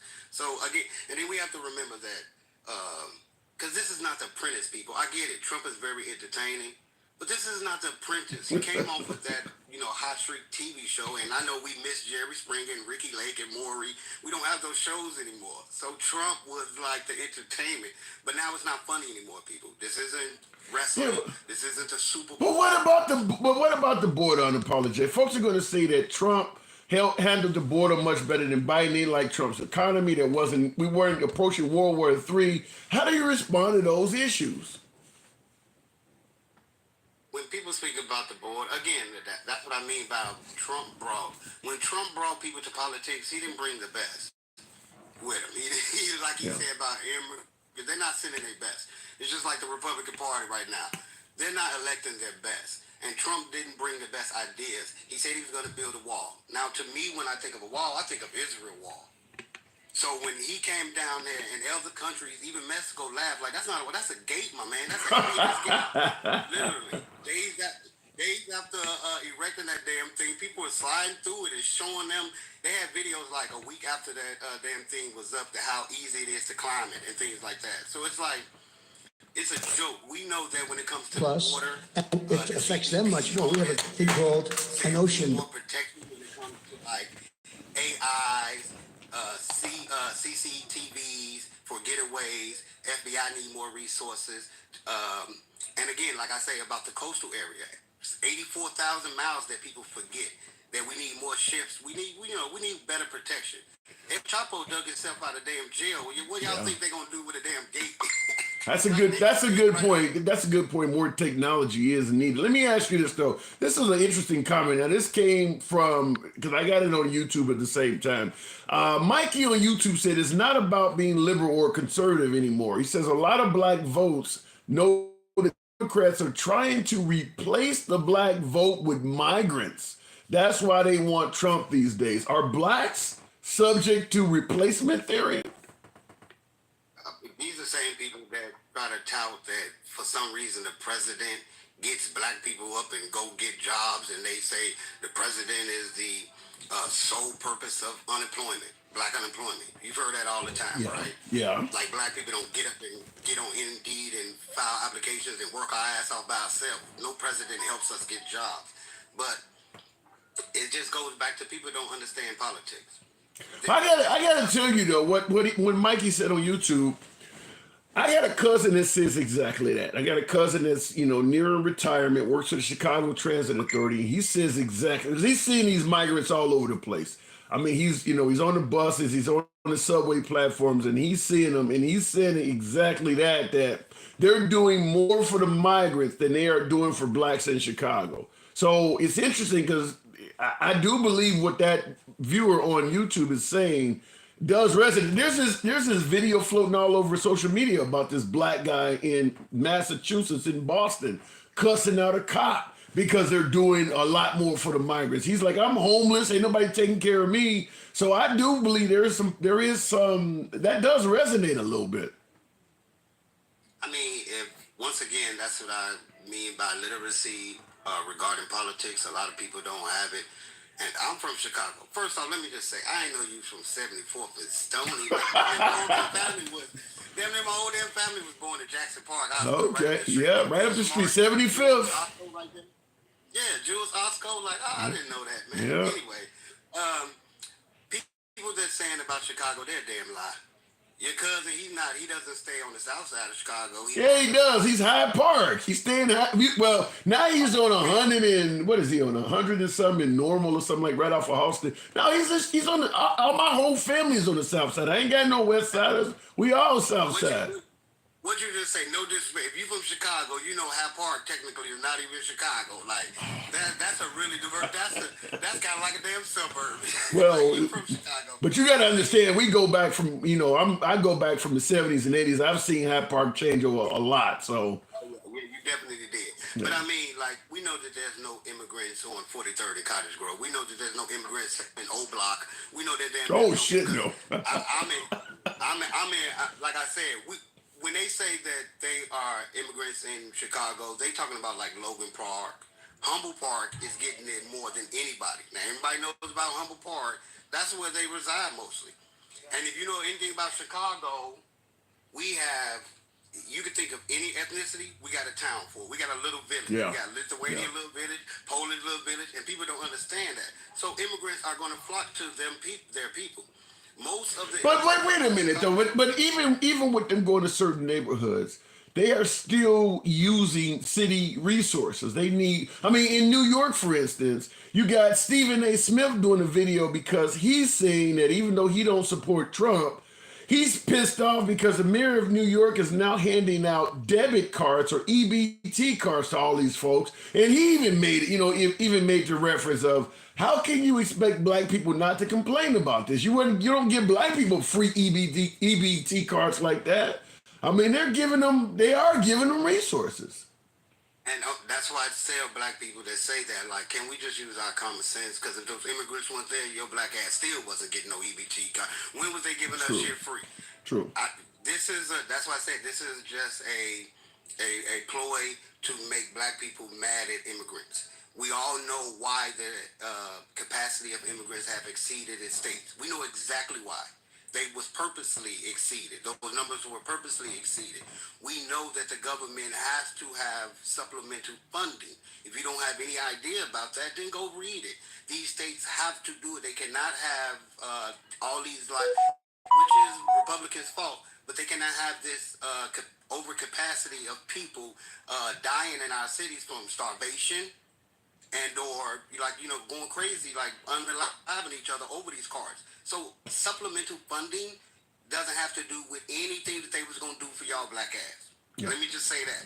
So I don't disagree with you, but if you are black and you're sitting there and you're homeless and you're hearing that they don't stop booking at a local hotel so the immigrants can stay there. You got to see how that could piss somebody off. Y'all didn't care nothing about me laying on the ground, but here they come in the country illegally, and now they're staying in a hotel I never could afford to stay in. That's going to piss people off.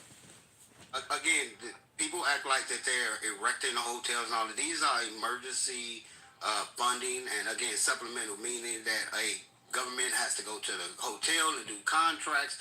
This is not just like something easy. This is a purposely complicated problem, purposely done by Republicans. And Democrats are doing their best to weave it out. But again, if you erase this problem right now, your black ass still gonna be homeless.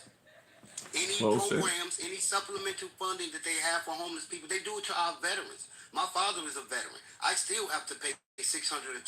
His medical bills every month is in my budget. So it's not, that's why I tell black people, even if these emergency funds were not available to these immigrants, our black ass wasn't going to get them. They don't even give it to vets.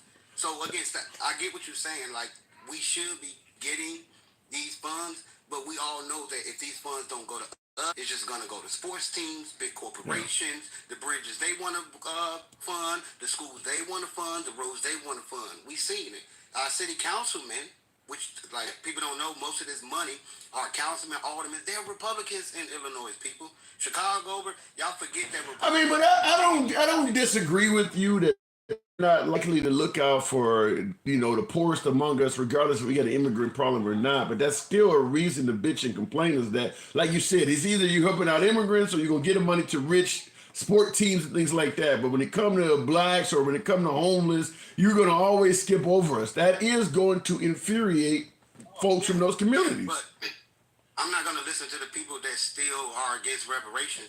Just think about that. The same people that are against reparations sit here and want to point out immigrants. Like, aren't you mad they're giving this to immigrants? Hell no, I'm mad that you guys don't even want to talk about reparations. Let's talk about that. Stop trying. I mean, to me, the immigration problem is a whataboutism to people when they ask, well, black people, what do you feel about it? I don't give a shit. I'm trying to get my reparations. I don't give a shit what they giving immigrants right now.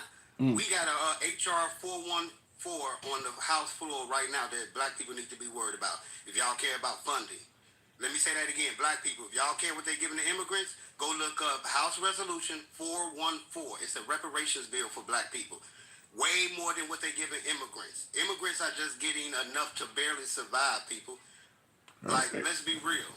All right. But again, go ahead. This is we're talking about a party who for 3 years bitched about their immigration policies, said they wanted something, drew up their own bill. And now that Biden pulled their whole card and said, I'll sign it, now they don't want to signed the bill, and I got a video. You know, I always got videos for you. Where Mike Johnson said it out his mouth. Oh yeah, me and Trump, I be twiddling my toes in bed talking to Trump. Let me before I let you go, because this came out of from Navarro on YouTube, said reparations for what? He says, bro, you were not a slave. Your ancestors were. That is a common pushback for reparations. How do you respond to folks who say reparations to modern black people? Why, when none of you were a slave? How do you respond to that? That sadly, they probably didn't graduate high school. Like they just, you had goddamn what, 12 plus years of Black History Month every year, and you learned nothing about Jim Crow. You learned nothing that my parents, my mothers, wasn't able to vote the first elections with McGovern. Yeah. Forgot that black people were duped into voting for Nixon. Like it's just simple history that it's hard to I don't want to talk about people because I don't know at their education level, but it's just sad that like you had to live in a sheltered ass home to not know simple history one generation ago. It's just weird that like I don't know how people now. Don't get me wrong, America has changed. But if you look at the laws, it was forced to change. We had to fight for change. It wasn't just like white people one day woke up and was like, you know what, we've been very mean. We're sorry. That's not how. That's not how it was. No. But can I let this video? You know, I always got a video. How long is it, man? You know, a couple of seconds. I don't have. Couple of seconds. Go, because I do got to move it on. Go ahead, real quick. So people say that Mike Johnson is not listening to Trump about the border, right? He's admitted that. He's already admitted that. Oh, and I'm talking about Republicans. Republicans always ask me, well, what video you have where Mike Johnson didn't say he's listening to Trump on the border? All right, what you got? Oh, okay. This is a video of Mike Johnson say he's listening to Trump about the border. Okay. All right, go ahead. The president actually just got off the phone with me right before the show, and he said he has spoken to you about this deal and that he is against it, and he urged you to be against this deal. President Trump was extremely adamant about that. Your reaction to that, given the fact that, look, he knows how to do this enforcement stuff. You don't need some new bill coming out of the Senate to get the border enforced. Yeah, President Trump is not wrong. He and I have been talking about this pretty frequently. I talked to him night before last about the same subject. We don't have the text of whatever. People. I've seen. I think we covered that on the show. That's Laura Ingraham talking to him on Fox. I mean, I think even Trump has pretty much been bragging that he shot down that deal. So I don't think there's hardly anybody that do not believe that Trump was instrumental in getting that bill knocked out. Not to mention, you got the Oklahoma politician coming out and flat out saying that he received a call and was told, "We're going to his career if you help Biden fix the border bill." So, I think we all know, I think everybody's, now some people believe the bill was a bullshit bill. I get it. Whether you think it was a good bill or not, everybody knows Trump was instrumental in destroying that bill. And that's what I mean. The most ridiculous thing about it is just like with the taking off the ballot. This is a Republican bill, people. Yeah. Why are you guys voting against your own bill? You literally bitched about it for 3 years, made up a bill that you said is perfect, and the Democrats didn't get anything in that bill. No. And they got money. The money to the Ukraine, they're chalking that up as something Democrats want, but a lot of Republicans want that too. But I do got to move it on, black man. Appreciate you coming. Oh shit. Well, I don't know what you're about to say, but type it in the comments. But yeah, I agree with my last caller when it comes to the bill. That bill was overwhelmingly Republican favorable. However, because the Republicans see certain parts of it, we didn't get enough, which is why I say I believe Republicans got about 70% of what they would want out of that bill, and they're unhappy because it wasn't 100%. And in my opinion, you're not going to get that from Trump either. Only way Trump can do better than that bill is by winning and winning both the Senate and Congress at the same. Now, if he gets a Republican Senate and Republican Congress, he might be able to pull it off. But if he don't, there's going to be a time when Republicans are going to look back and say, well, man, let's go back and get that bill. You guys were willing to get us before. Why not give it to us again? They're going to be wishing they got that. I really do believe that. Looking in the comments, every Democrat in office has a rags to riches story. They sold their seats to adversaries. They ain't never seen money like that. They don't give a fuck about anyone but themselves. I'm assuming you don't think the Republican Party is full of rags to riches stories also? You think that becoming a politician in America, where money is allowed in politics and lobbyists authority, it doesn't matter what side of the aisle you're on, Republican, Democrat, Independent, they all do that. I don't disagree with you that there's a lot of rags to riches stories in the Democrat Party, but you're not going to escape that by going Republican. How many Republicans leave Washington and go right into companies, often serve on the board of companies that they were making legislation for while they were in Washington? You really think that George Santos of New York is an abomination, like he's some unusual? There's a hell of me, just like we got Menendez on the liberal side and you got George Santos on the right. There's a lot of that. So you're making it sound like it's a liberal thing. Like only liberals do. No, Republicans do that shit too. Up to and including President Trump had to be stopped from letting foreign dignitaries stay in his properties and use his golf courses. Like, you can't do that as president. Have folks come over here and then tell them, well, stay in my hotel. We're just going to charge you a fortune. No, you can't do that. So, yeah, the money in politics thing is happening on both sides. Looking in the comments, real quick, look how confused y'all are. I don't know what that means. This conversation serves no value anymore. The FC collection. Well, then just leave the conversation. You can serve yourself some value. Real quick in the comments. What's sad is Trump is still running the country and not even in office, says John Day. Well, no denying he's still running the country. There's no denying he still has a lot of power. Hi, Handsome, did you watch the Putin interview? With Tucker Carlson, I've seen snippets of it. I didn't see the full interview with Tucker Carlson, but I have seen some of it. So I'm not a fan of doing that, by the way. When Obama was in the office, and Obama was critical of Israel because he thought back then that the Israelis were mistreating the Palestinians, Congress, the Republican Congress, did not like Obama speaking negatively of Israel. So the Republican Congress went over to Israel and met with Netanyahu to show support, even though they weren't getting it from the president. To me, that's kind of what Tucker Carlson did. America, for the most part, is not pro-Russia. Neither are the NATO member states. None of our allies are pro-Russia.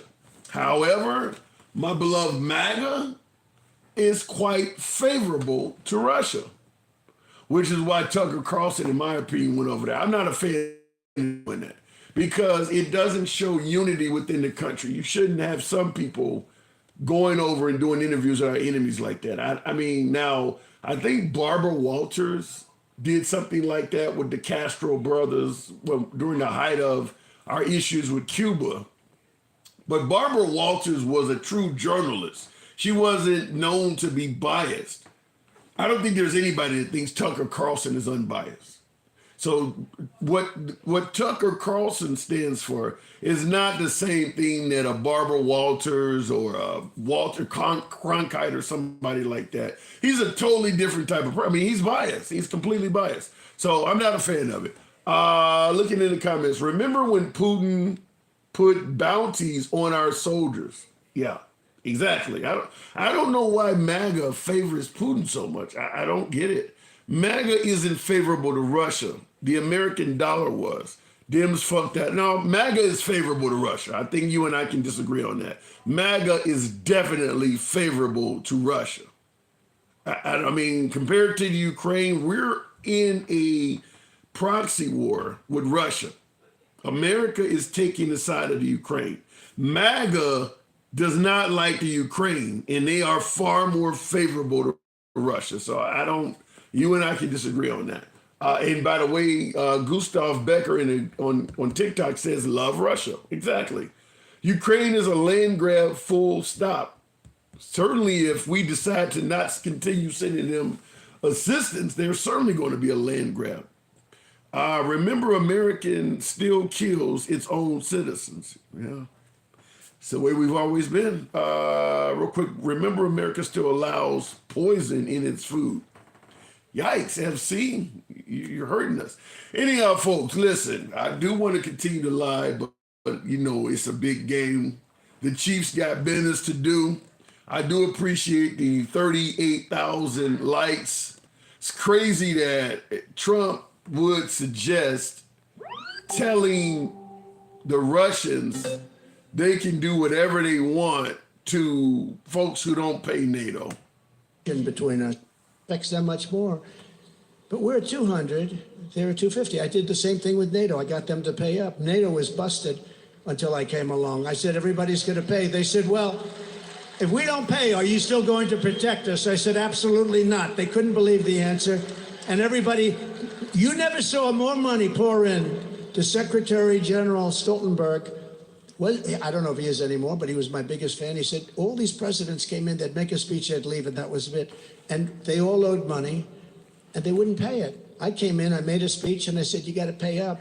They asked me that question. One of the presidents of a big country stood up and said, well, sir, if we don't pay and we're attacked by Russia, will you protect us? I said, you didn't pay? You're delinquent? He said, yes, let's say that happened. No, I would not protect you. In fact, I would encourage them to do whatever the hell they want. You got to pay. You got to pay you. Yeah, real quick, I want to say this. Just like that statement and the statement about Nikki Haley's husband, he is actually in South Carolina. So he's in Nikki Haley's backyard saying this stuff. First of all, the statement he said right there about letting Russia, have their way with our allies is awful, in my opinion. But the part about Nikki Haley's husband, and they're back there applauding that. One of the questions I have is, because of where it said, it's only a few seconds, I'll let you hear it again, because I want to ask something, considering where he's at having this speech. To her husband. What happened to her husband? Where is he? He's gone. He knew. But no, think of this. Now, this is in South Carolina. Nikki Haley's husband, I believe he's in the National Guard or something like that, the Coast Guard or whatever.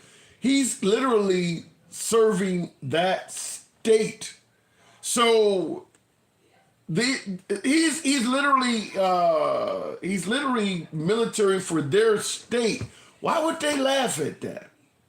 He is ridiculing one of their own servicemen.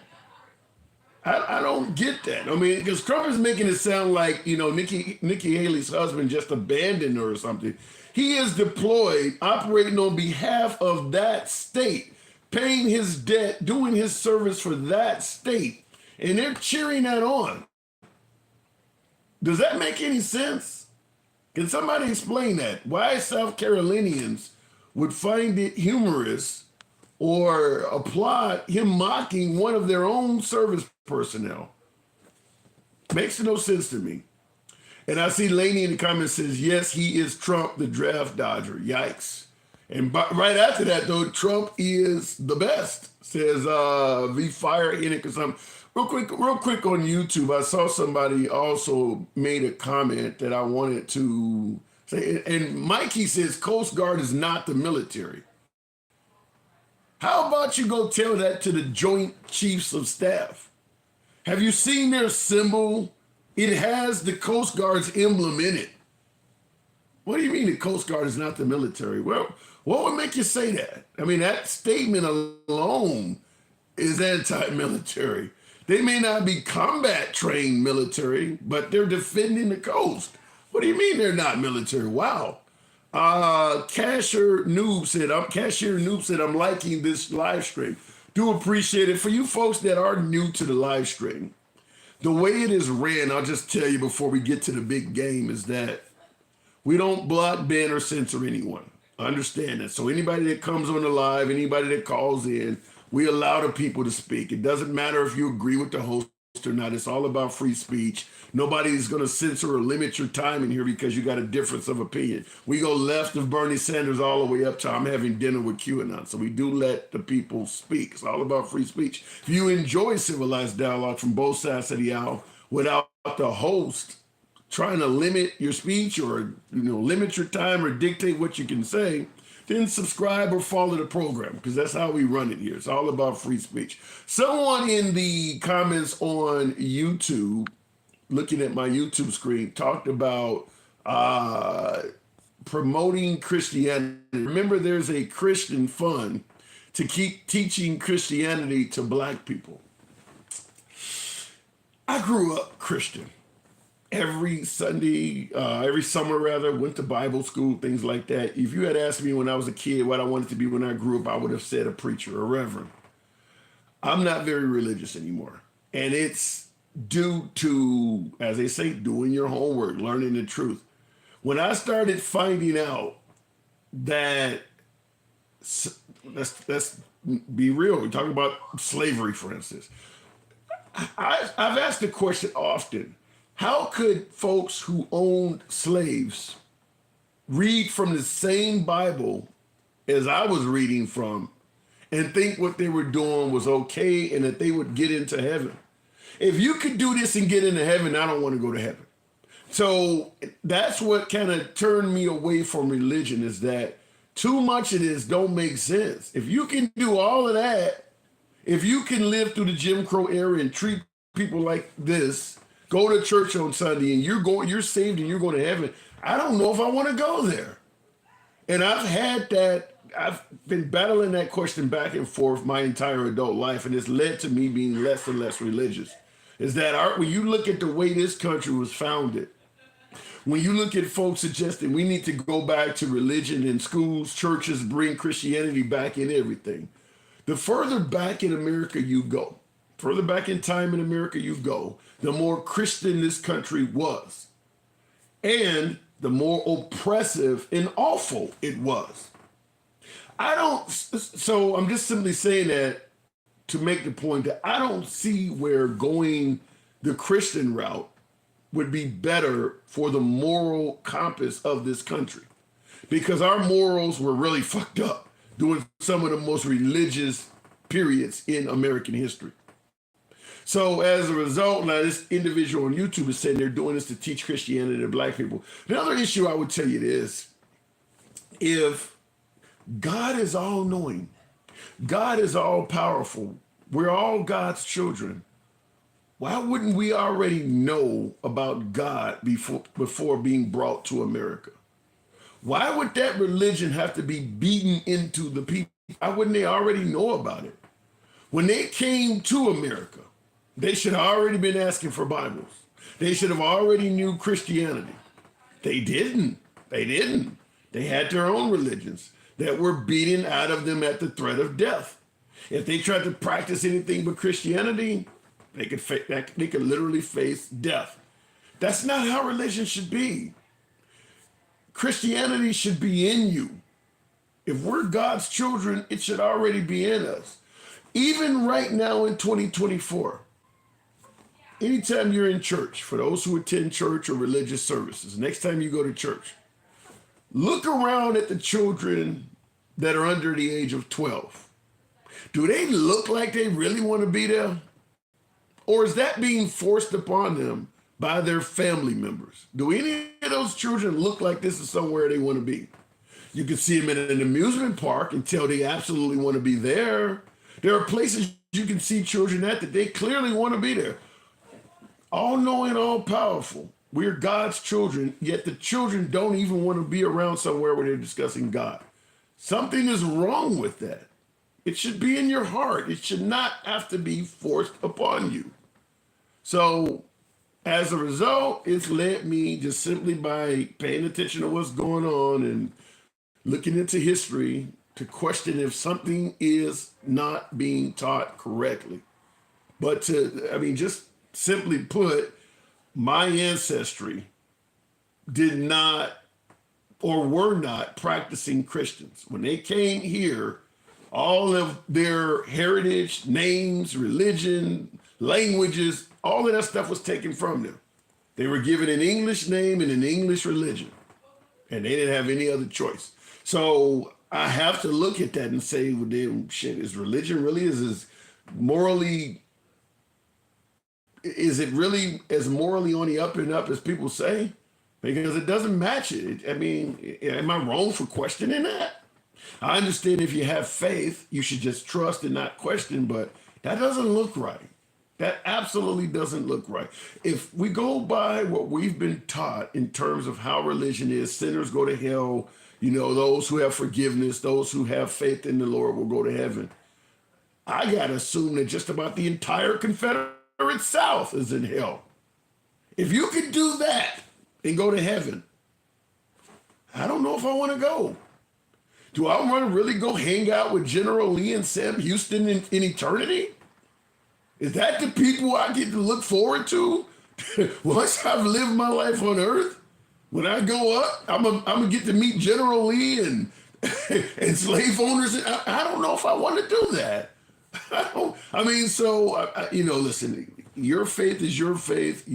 I get it. I'm not here to try to shake anybody's faith. I'm just simply here to suggest that there is some questions that need to be asked. I don't want to go hang out with some people who represent the worst in history. What am I getting wrong? Anyhow, folks, I do appreciate you tuned in to the program. I will see you tomorrow at 11 as usual. It's your boy Tim, the handsome liberal. Go Chiefs. You know how it is. I'll see you tomorrow. Appreciate that hat mustache. YouTubers, definitely some of you folks that are new to the program. I didn't get to see your comments as usual as much. I see somebody said, preach, brother. Thank you. Atlanta, the ATL. Yet Africa hasn't been colonized yet. I don't know if that has anything to do with what I was talking about, though. Who said that? Mikey. In regards to colonization, I'm just simply saying there is a lot of accepted, I won't say legal, but I'll say accepted atrocities in Christianity that would lead me to question if Christianity is on the moral up and up. I mean, we can talk about the Catholic Church for one. Just the sheer amount of pedophilia in the Catholic Church is horrendous. Are all of those folks in heaven now? How do you know? The whole church was essentially protecting those people. So it wasn't like it was just a few bad priests or bad clergy members doing this. They were literally hiding them from justice all the way up damn near to the Vatican. So that whole outfit was corrupt. You often hear about Black Lives Matter, supporting fascism, or misusing donated funds. What the Catholic Church did was 100 times worse. And they don't get the same criticism, which will lead to a whole different topic, but just pointing it out that was happening and being supported all the way up to cardinals and, up to the highest levels of the Catholic Church. They knew they had bad men within their ranks, and to prevent those folks from being held accountable, they would move them to different churches, different jurisdictions and things like that so they couldn't get caught.